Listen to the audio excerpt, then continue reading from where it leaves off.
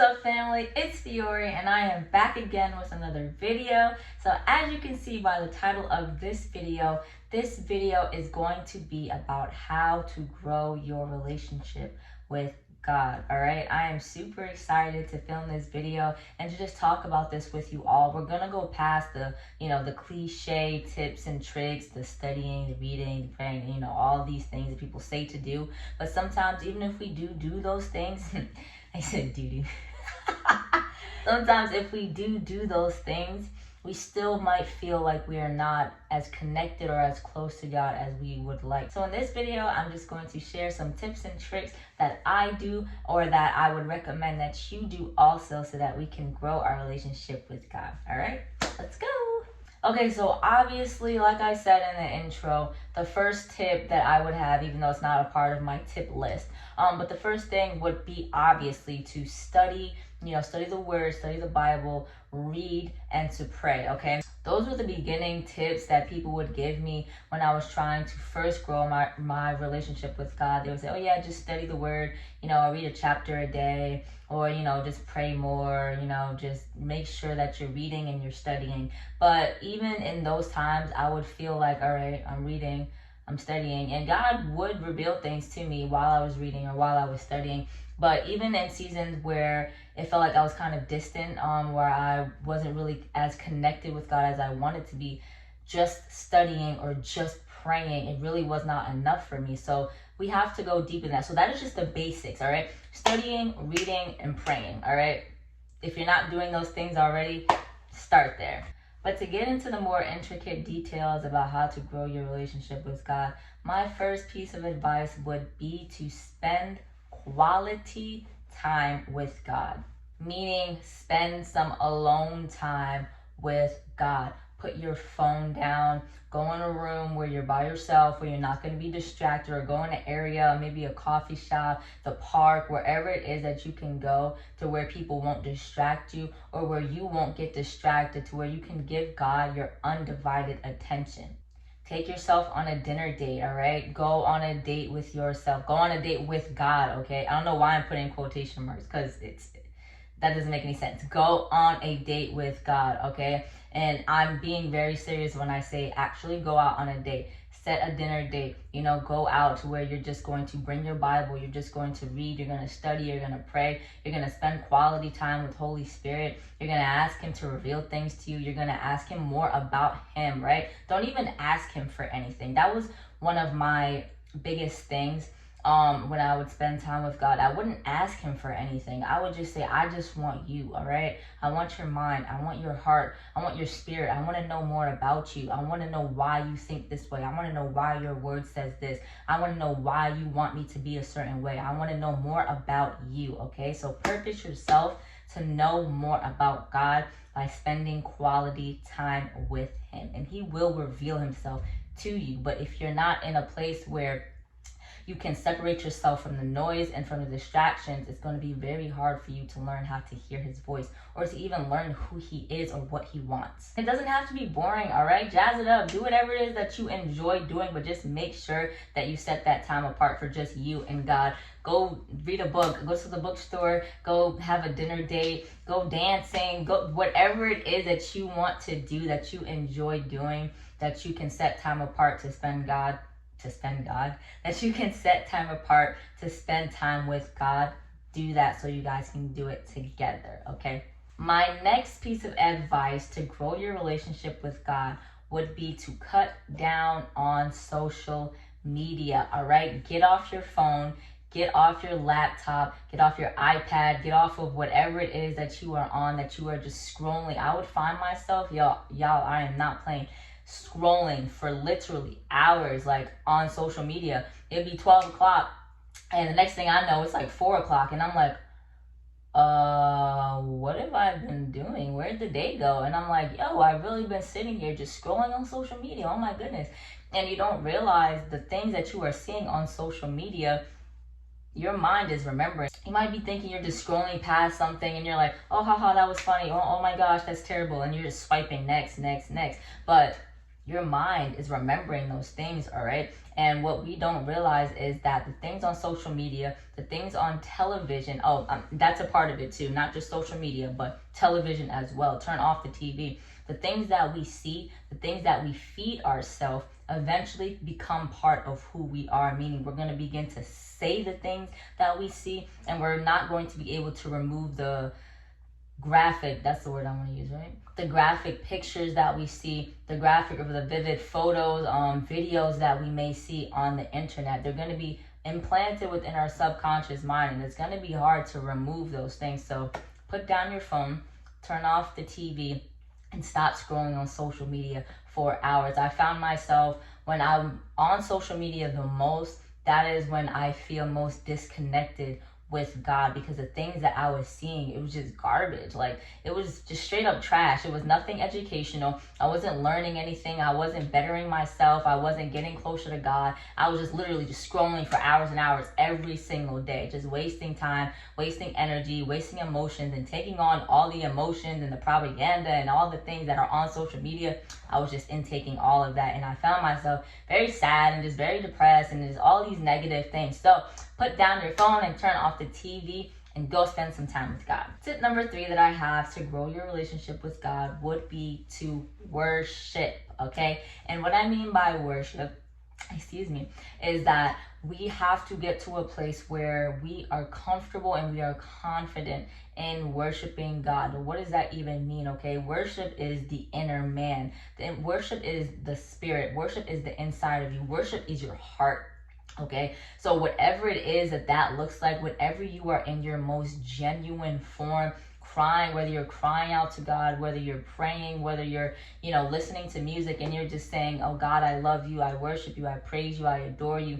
You're adoring God, you're giving him the adoration and the praise that he is due. Whatever worship looks like for you, I encourage you to do more of it. Your heart is crying out to the heart of God, and that just brings you both closer together. It's almost like, think of it as you're professing. Oh my gosh, my throat is dry.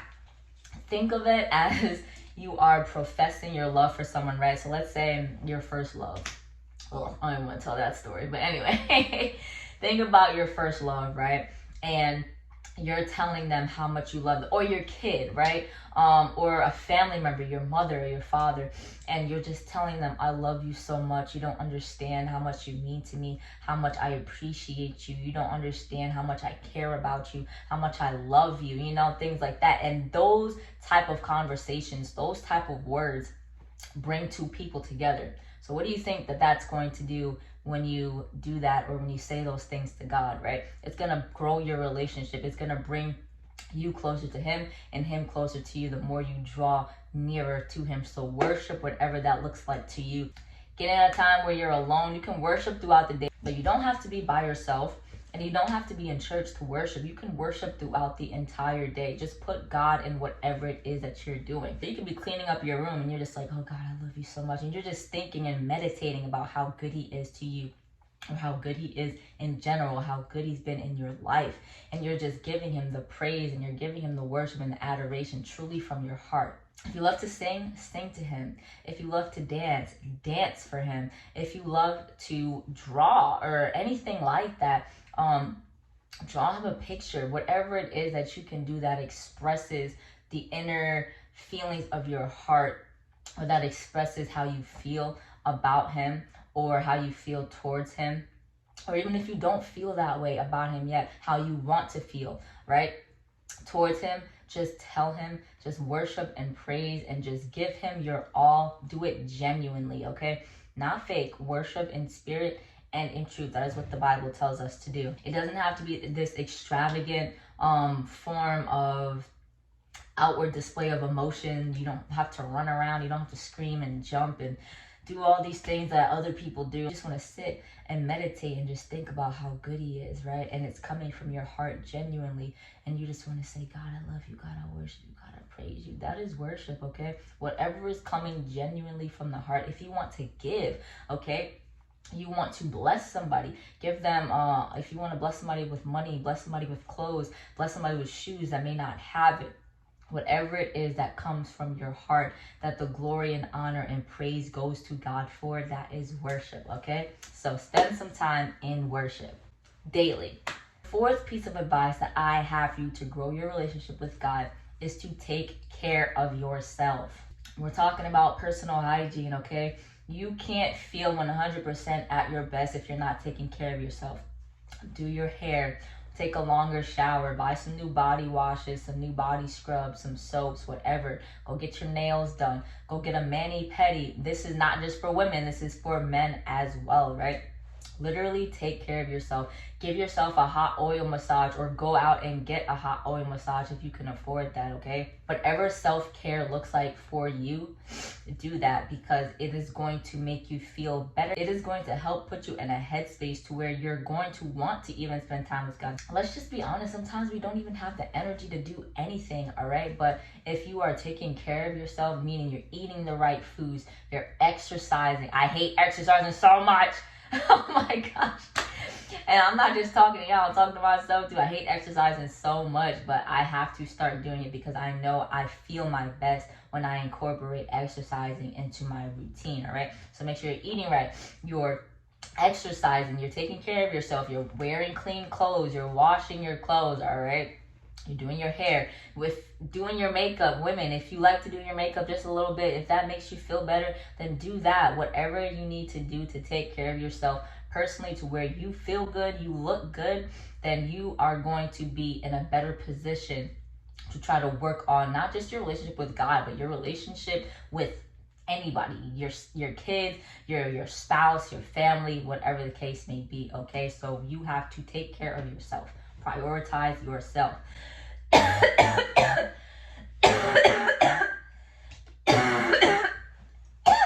Oh my gosh.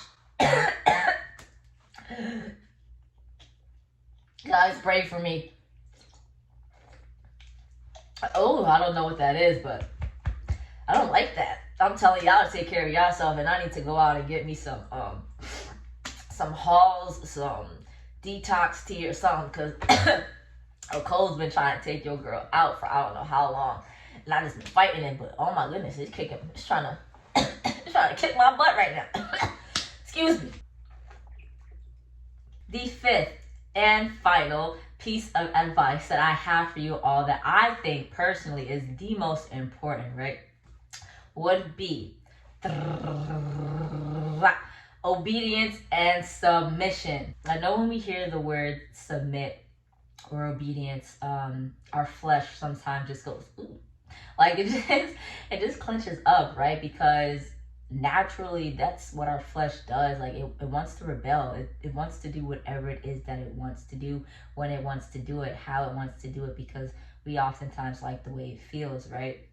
But what we don't know and understand is, if you are not being obedient to God, His word, His laws, and the things that He tells us or instructs us to do, that is creating a wedge in between us being you and God. It creates a bit of a separation. Not that God separates Himself from you, but it's more of we separate ourselves from Him because we're turning our backs on Him, right? If He's telling us to live a certain way, if He's telling us to speak a certain way, if He's telling us to act a certain way, and we are deliberately or disobeying Him and not doing the things that He is instructing us to do, that's basically telling Him, like, okay, well, I don't want to listen to you, or I don't have to listen to you, or there's no point in me listening to you, or I don't really need to listen to you. So naturally, that's just going to drive a wedge between you and Him.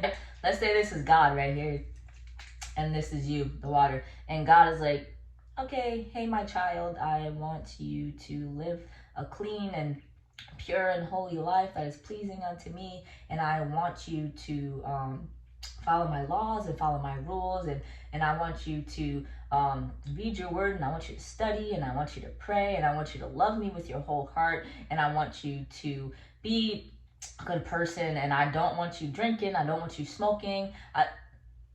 Hey, where'd you go? You're like not even in the picture anymore, because as He's telling you to do, all these things, basically live your life for Him, the more we don't listen to Him, the more we don't submit to His word and submit to His will and submit to His way, and we just continue doing what we want to do and going the way that we want to go, what happens?